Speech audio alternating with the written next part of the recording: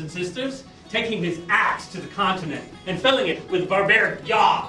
First ever in the language of the conquerors, his voice echoing from here to the sacred Ganges and back, ensuring that it would not be forgotten for a long time.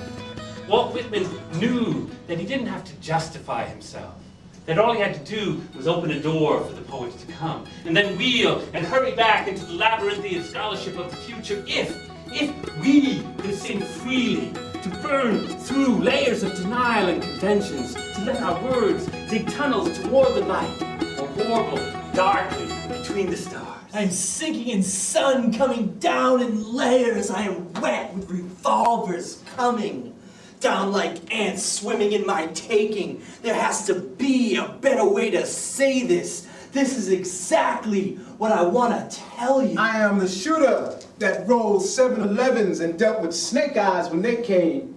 I breathed life into death and dressed the Grim Reaper for his deadly ride.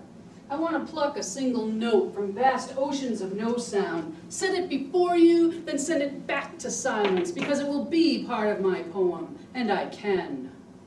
Let us break bell jars like snow globes. Let all our screams peel out from the steeple's pedestal. The sun and moon will clash and crash like cymbals, resonating how truly alive we are, how we truly are alive. We have all burned in millions of degrees. We have churned in the bellies of exploding stars and been spread across light years in the silky threads of nebula. We have already fulfilled the ambitions of alchemists and astronauts, and no, we weren't created in a day. Our genesis is far more elegant. It is a link between what is and what we see, and we can only see a faded impression of the brilliance of the universe. William Water was always too shy to approach an oxygen and simply say, "Hi, I'd really like to bond with you. Together we'd form some H2O2. He'd watch them diffusing around each day, thinking of clever one-liners to say like, "There ain't no molecule in this wide ocean who exhibits your sexy Brownian motion." There's no guarantee, but there could be magic here. If only I could kiss her behind her left ear, and then for all time, and everywhere, like Rapunzel's golden hair, no one else, only Jennifer. Her name becomes a magic word, fables form fact, parable lines intersect, and suddenly I'm lost in the perfumed memory of her neck. But what is love if not the moment you decide the having is as good as the getting? You put your cards down on the table and you walk away because you're up, maybe more than you think you deserve, and then along comes a smile that's got you turning your pockets inside out, looking for that one last nickel for the slot machine. Hey, back home, brothers give shakas to the kind, and the sisters make grinds for the aunties and uncles that stay coming over for the holidays, brah. Oh, cousin, we going to eat choke, brah, like the 442. Just go for broke, brah. Broke them out like the pickle mango that Carrie Grandpa making. Every time I go to her house, he give me one big jar and he says, take, girl, get plenty. Nolan and I are on Cleveland Avenue, switching the lawn ornaments from one house with the lawn ornaments from the identical-looking house next door. He's in front of number 43, dismantling the strategically placed ceramic troll, frog, and mushroom display, while I'm in front of number 45, uprooting the arrangement of John the Baptist, plastic deer, and a welcome to the Tanner's sign. I'm sure Nietzsche had some explaining to do regarding that other famous quote of his, you know, God is dead, which he said to the one supreme being least likely to see it as precocious metaphor or clever outburst. I like to think of Nietzsche standing at the gates of Pearl, and the last words he hears before, "Don't get comfortable, Fred," are, "Yeah, Nietzsche? Yeah? Who to God? Who to God now, Nietzsche?" Now, why he came back to haunt me as a butterfly, I really can't say, but there on the windshield was the proof. The face was unmistakable, although a bit smeared. I never did understand why he hated me so much. Perhaps the irrational feelings he felt toward me in life were still around when presented with his choices for reincarnation. A thought process something like, no one ever suspects the butterfly. Through the curved lens, I see all my desires, distorted, out of reach.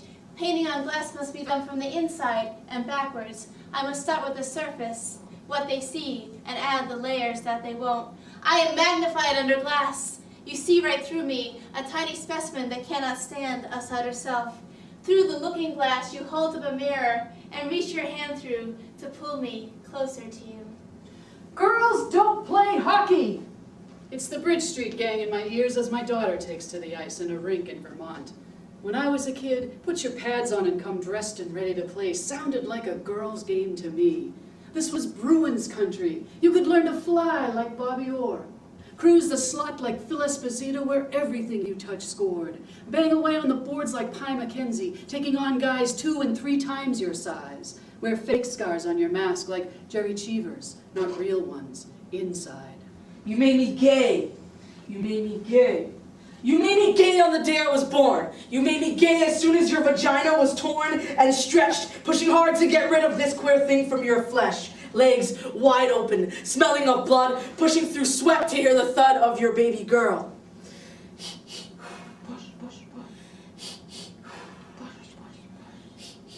Lip-lickingly luscious legs turn bark to liquid lines of reality. Butterflies flutter in my hips, churning to erotic string symphonies sung by Lady Lilac fingers dancing from branches of essence.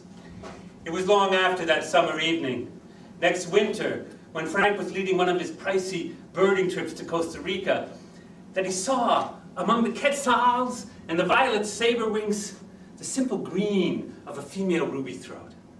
And then he remembered the sight of those invisible, almost impossible wings against the bright colors of the circus tent, and his eyes finally filled with tears for one life lost among the many myriad ways that one could die. What's so precious, he thinks, what's so precious about one tiny bird?